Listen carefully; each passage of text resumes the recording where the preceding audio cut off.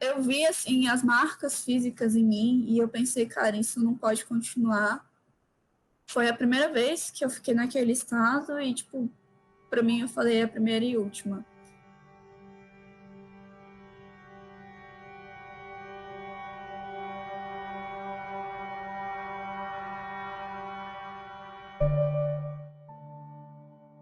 Porque quando você estuda, né, o fenômeno do abuso sexual contra crianças e adolescentes e você lê sobre, você conhece os números, e mais de 90% dos casos, os autores são pessoas que são ali do círculo, né, da vítima ali, né? São pessoas que convivem, são pessoas que são do ambiente dela e que são do afeto, né, dela, dos familiares, enfim.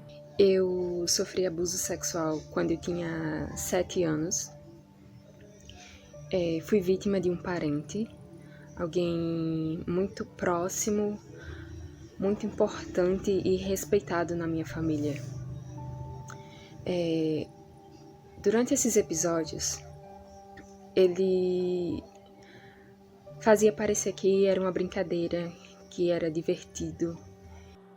Eu acordava sendo tocada nas minhas partes íntimas, era verbal, eu era obrigada a assistir filme pornô. Fui molestada por uma pessoa da família, muito próxima, mas que não era de sangue, né? Era um familiar muito próximo, mas que não era de sangue. E na época foi uma experiência muito traumática para mim, e eu acredito que para minha família toda.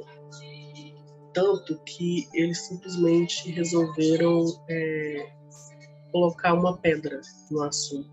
E eu lembro que nessa época eu fiquei muito assustada quando a minha mãe me contou isso. Ele acabou morando, foi um ano muito complicado para mim, porque foram todos os dias acontecendo abusos seguidos e ele dormia no meu quarto. As pessoas precisam entender, na verdade, que violência contra a criança e adolescente não são problema da criança, não são problema da família, é problema de todo mundo, né? Então, isso é muito importante. As crianças, elas não têm a quem recorrer, muitas vezes, né? Se o agressor está dentro de casa, é o protetor, é o responsável.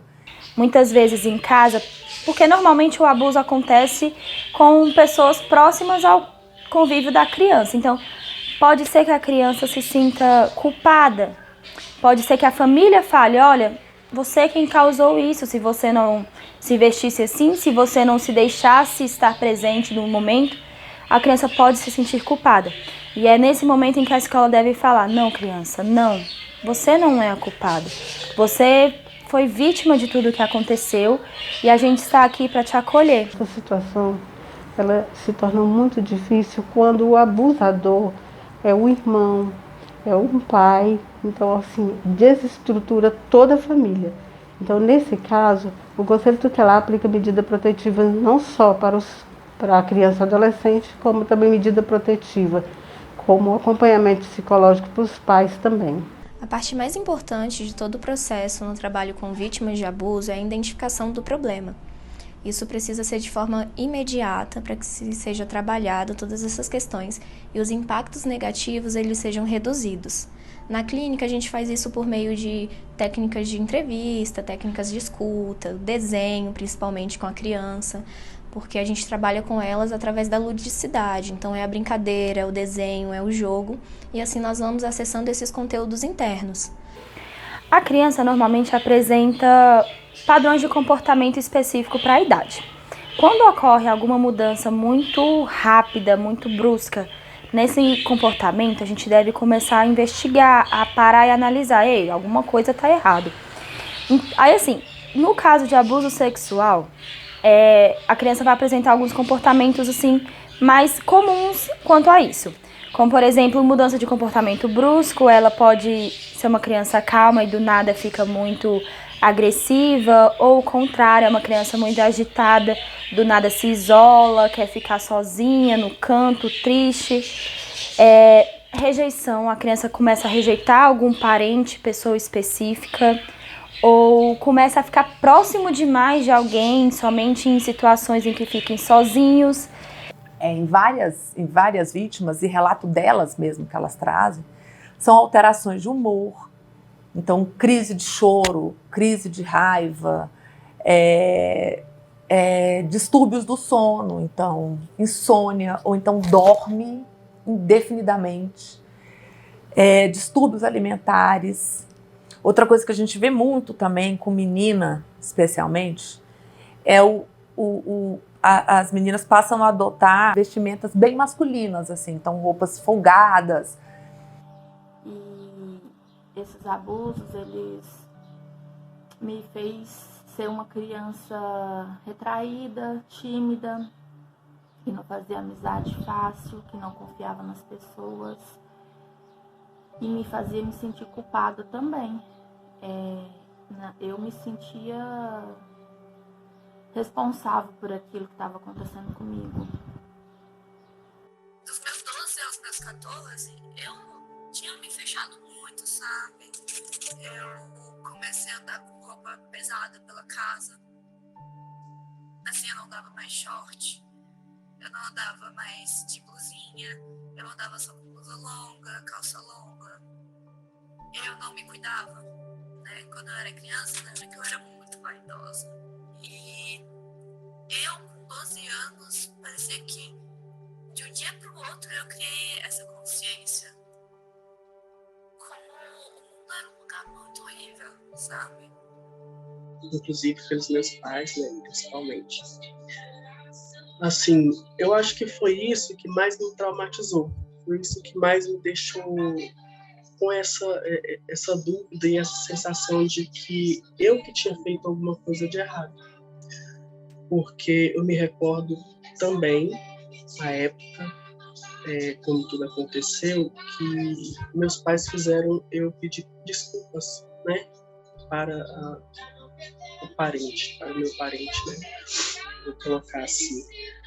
E eu fui obrigada a pedir desculpa, como se eu tivesse inventado tudo aquilo. E ao longo dos anos, eu tive certeza de que eu não tinha inventado nada disso. Eu me recordo da cena praticamente todos os dias. E nesse período eu acabei desenvolvendo um quadro depressivo, transtorno de ansiedade. O adolescente, ele já tem mais ou menos uma noção e traz umas consequências assim, meio complicadas dentro da família, né? E com ela mesma, nos espaços de escola, né? Lidar com os colegas, até para namorar, né? E futuramente casar, isso traz muitas consequências. Hoje nós temos muitos adultos que sofreram algum tipo de abuso na infância, que é o momento em que eles tomam consciência de que existe um problema, eles entendem o que aconteceu e assim procuram solucionar esses problemas já na vida adulta. A criança ela não tem um entendimento total do que acontece, do que aconteceu ou de como aquilo é prejudicial para ela. A questão principal de todo esse processo e do tratamento com pessoas que sofreram algum tipo de abuso é justamente fazer com que ela entenda que ela foi vítima de uma situação, né, que ela estava em um estado de vulnerabilidade e que isso acabou acontecendo. Durante todas as sessões, a gente vai entendendo os significados do acontecimento e fazendo com que a pessoa lide melhor para que essas consequências negativas sejam minimizadas durante a sua vida. São várias as consequências futuras de um abuso sexual. A vítima ela leva esse momento traumático durante toda a vida, trazendo várias consequências negativas, né? Desenvolvimento de transtornos psicológicos, dependências químicas, comportamentos desajustados, assim como problemas na interação social, né? Uma certa insegurança, falta de confiança em outras pessoas, que podem trazer consequências também ao desenvolver de relações futuras. Os problemas que eu tenho hoje psicológicos, o acompanhamento psiquiátrico que eu faço hoje, terapia, eu sei que tem relações. Até hoje, eu lido com as consequências do que aconteceu.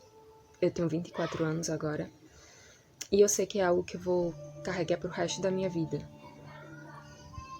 E eu deixo para todas as crianças, adolescentes que passam por isso, adultos também, né? Porque o abuso, ele não é só infantil, não é só no adolescente, ele é no adulto também, às vezes. Você não tem culpa. Você não tem culpa. Não tenha medo. Não tenha medo, seja forte, denuncie, fale para alguém da sua confiança. Não precisa ser, às vezes, sua mãe, pode ser professora, pode ser a mãe de um amigo, a mãe de uma amiga, pode ser um vizinho que você confia, mas fale. Não guarde para você essa dor, não. Não guarde para você essa culpa que você sente que não é sua. Porque a gente consegue vencer essas dores, esses traumas que o abuso traz para a gente. Quando a gente fala de denúncia de violência sexual, é muito importante falar que essa denúncia ela tem que ser feita não é quando se tem a certeza do fato. Basta suspeita de que haja uma violação dessa natureza contra crianças e adolescentes para que essa denúncia aconteça. Um conselho como profissional da área de psicologia é que essas pessoas que sofrem ou já sofreram algum tipo de abuso procurem ajuda. Deixem os medos, a vergonha de lado e procurem a ajuda de um profissional, de um espaço de fala, para que sejam tratadas essas questões e esses traumas que podem ser perpetuados por toda uma vida. Já para a sociedade, que a gente crie espaços de fala livre para que essas pessoas se sintam à vontade para trazer os seus problemas, para trazer os seus conflitos ocasionados pelo esse evento traumático que é o abuso sexual. Protejam as suas crianças, estejam atentos, olhem, saibam o que está acontecendo, saibam o que elas estão assistindo, o que elas estão vendo, com quem que elas estão conversando, o que deixa elas alegres, o que deixa tristes. É fundamental isso, fundamental. Só assim que essa violência vai poder ser identificada e cessada.